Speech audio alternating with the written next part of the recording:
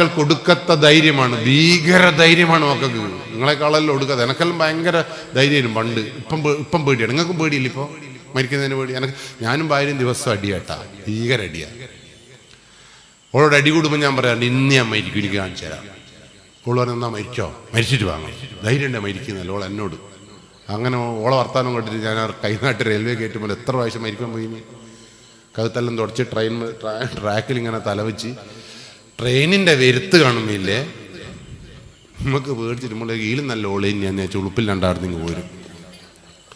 വീട്ടിലേക്ക് കയറുമ്പോൾ ഓള് വിരിഞ്ഞുകൊണ്ട് മുയിച്ചുകൊണ്ട് ചോദിക്കുന്ന ചോദ്യമുണ്ട്, മരിക്കില്ല പടിങ്ങ് പോകുന്ന മനസ്സിലായില്ലേ? എനക്കാണെങ്കിലും കൊല്ലണം. അപ്പം ഞാൻ പറയുന്നൊരു വർത്താനുണ്ട്, ഇന്നെ വിചാരിച്ചിട്ടൊന്നുമല്ല വന്നത്. 5ാം ക്ലാസ്സിലൊരു പെണ്ണ് 2ാം ക്ലാസ്സിലെ ചെക്ക ഐറ്റിക്ക് വേണ്ടിയിട്ടാണ്, അല്ലാണ്ട് ഇന്നെ വിചാരിച്ചിട്ടല്ല എന്ന് പറയാറുണ്ട്. പക്ഷെ ശരിക്കും ഐറ്റികളെ വിചാരിച്ചിട്ട് നമ്മൾ മരിക്കാത്തത് പേടിച്ചിട്ടാണ്. സത്യമാണോ? അതുകൊണ്ടാണ് പറഞ്ഞ ഈറ്റേ കൊടുക്കുക. അതുകൊണ്ടാണ് ഈറ്റേ കൊടുക്കാത്ത ധൈര്യം എന്നുള്ളത് കൊണ്ടും അന്തം വിട്ട ബുദ്ധി, ഭയങ്കര ബുദ്ധിയാണെങ്കിലും അന്തം വിട്ട ബുദ്ധിയാണ് ഈറ്റേക്ക്. ശരിയല്ലേ? വേണ്ടാത്തതല്ലേ ചിന്തിക്കൂ. അതുകൊണ്ടാണ് ഈറ്റേക്ക് 18 വയസ്സിന് താഴെ വോട്ടവകാശം കൊടുക്കാത്തത്. 18 വയസ്സിന് വോട്ടവകാശം കൊടുത്താൽ എന്താ സംഭവിക്കുക? അന്തം വിട്ട ബുദ്ധി കൊടുക്കാത്ത ധൈര്യം. ഈറ്റകൾ വേണ്ടാത്ത ഈറ്റയൊക്കെ വോട്ട് ചെയ്യും. ഇന്ത്യനും പണ്ടേ വിറ്റുവയ്ക്കുണ്ടാവും. 18 വയസ്സിന് താഴെ കല്യാണം കഴിക്കരുത് എന്ന് പറഞ്ഞാൽ എന്തുകൊണ്ടാ? അന്തം വിട്ട ബുദ്ധി കൊടുക്കാത്ത ധൈര്യവും താച്ച് പൂട്ടി മരിച്ചു പോയിട്ടില്ല.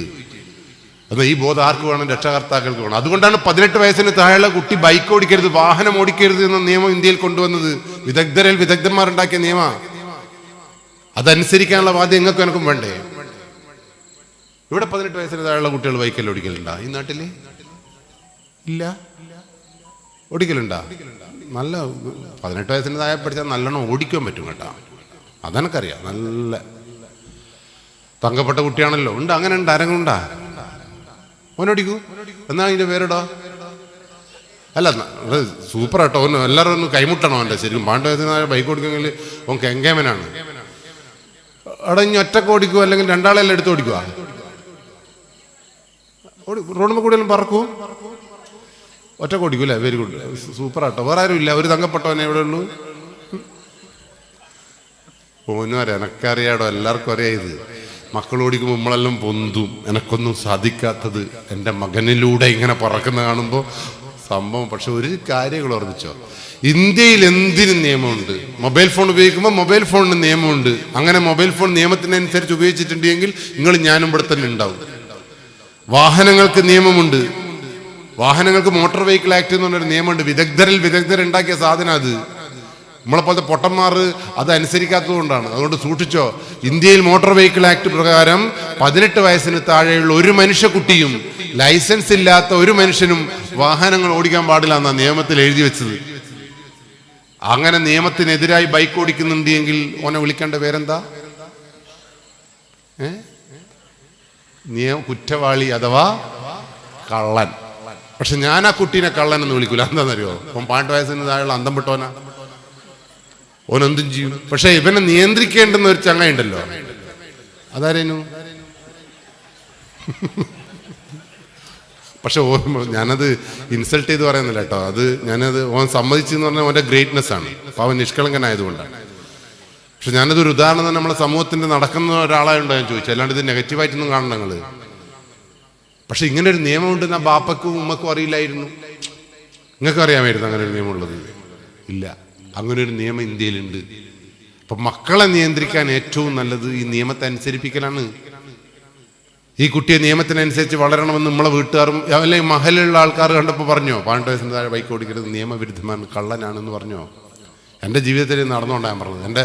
എനിക്ക് 15-ാമത്തെ വയസ്സിൽ ബൈക്ക് ഓടിക്കാൻ നല്ല ആഗ്രഹം ഉണ്ടായിരുന്നു. ഞാൻ എൻ്റെ അച്ഛനോട് പറഞ്ഞു, അച്ഛൻ ബൈക്ക് വേണം. അച്ഛൻ എന്നെ കെട്ടിപ്പിടിച്ചിട്ട് പറഞ്ഞ്, എൻ്റെ മോനെ എനക്കും ഇനി ഓടിക്കണമെന്ന് വലിയ ആഗ്രഹമുണ്ട്. പക്ഷേ ഇന്ത്യയിൽ നിയമം അനുസരിച്ച് 18 വയസ്സിന് താഴെയുള്ള കുട്ടി ബൈക്ക് ഓടിക്കുന്നത് നിയമവിരുദ്ധമാണ്. ഇനി കള്ളനായി പോവും. എൻ്റെ മകൻ കള്ളനാവുന്നത് എനിക്ക് ഇഷ്ടമല്ലടാ എന്ന് പറഞ്ഞപ്പോൾ ഇല്ല, ഞാൻ അതുവരെ പൊട്ടനാന്ന് വിചാരിച്ച എൻ്റെ അച്ഛനെ കുറിച്ച് അച്ഛൻ എന്നെ സമാധാനിപ്പിക്കാൻ വേണ്ടി പറഞ്ഞു, എൻ്റെ അക്കൗണ്ടിൽ ഇപ്പം ഞാൻ 1.5 ലക്ഷം രൂപ ഇടും. 18 വയസ്സായിട്ട് ലൈസൻസ് എടുത്തിട്ട് ഇനി ബൈക്ക് ഓടിക്കണം. അതിൻ്റെ ബേക്കിൽ ഞാൻ കാര്യം. എൻ്റെ കുട്ടി മനസ്സിലേക്ക് അച്ഛൻ തന്ന പാടാത്.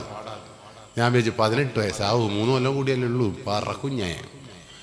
അങ്ങനെ 18 വയസ്സായ ദിവസം ഞാൻ പറഞ്ഞു, അച്ഛാ 18 ബൈക്ക് എടുത്ത ബൈക്ക് ചങ്ങായി പറയാ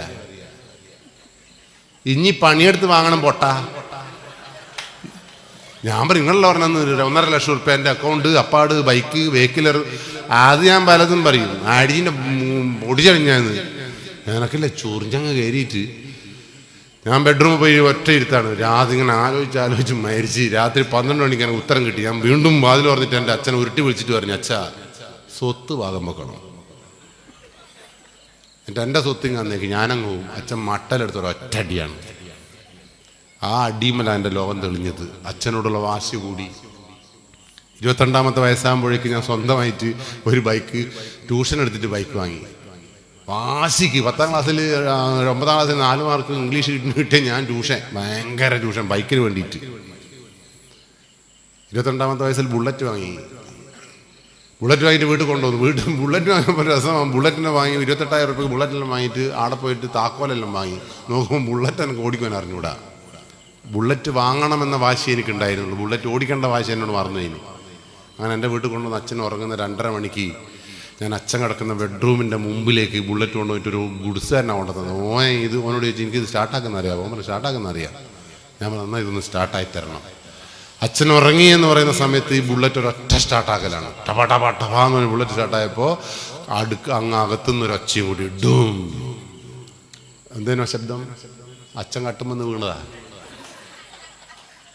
എനിക്ക് ഉറപ്പായി ഇപ്പം വരുന്നു. 2 ജനല വന്ന് തെറികേക്കുന്ന പറയുമ്പോൾ അച്ഛനൊരു വരുത്തും ജനല തുറക്കലും ബുള്ളറ്റ് ഇങ്ങനെ സ്റ്റാർട്ടാകുന്നുണ്ട്. അപ്പം എന്നെ തെറി വിളിക്കാൻ വേണ്ടി ഇങ്ങനെ ഞാൻ പറയും ബുള്ളറ്റ് എൻ്റെതാ, വാങ്ങിയതാ. അച്ഛൻ്റെ കണ്ണിൽ നിന്ന് 2 തുള്ളി കണ്ണ് തിരിഞ്ഞു വീണു. എൻ്റെ കൂടെ എൻ്റെ ഫ്രണ്ട് പറഞ്ഞിടാ അച്ഛൻ കരയുന്നടാ കുശുമ്പ്. പക്ഷേ എനിക്ക് പിന്നീട് മനസ്സിലായി, ഞാനൊരു അച്ഛനായപ്പോഴാണ് എനിക്ക് മനസ്സിലായത് അച്ഛൻ്റെ കണ്ണിൽ നിന്ന് അന്ന് വീണത് സന്തോഷത്തിൻ്റെ കണ്ണുനീരായിരുന്നു. എൻ്റെ മകൻ അധ്വാനിച്ച് തുടങ്ങിയിരിക്കുന്നു, എന്നോടുള്ള വാശിക്ക് ബുള്ളറ്റ് വാങ്ങിയിരിക്കുന്നു എന്നുള്ള സന്തോഷത്തിൻ്റെ അടിസ്ഥാനത്തിലായിരിക്കണം അച്ഛൻ കരഞ്ഞിട്ടുണ്ടാവുക.